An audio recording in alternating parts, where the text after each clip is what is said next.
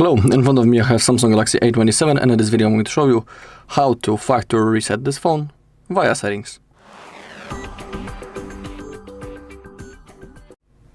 Okay, so first we need to launch the settings. Now keep scrolling down until you find General Management. Then scroll again, find Reset, keep scrolling down, and then on the bottom we have Factory Data Reset option. Simply tap on that, remember that everything will be erased from your device. Scroll down again, tap on Reset.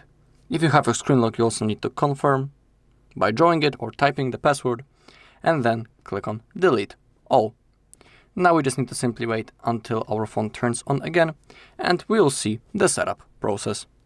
Alright, and that's all in this video. Thank you for watching. If you found this video helpful, please leave a like, comment and subscribe.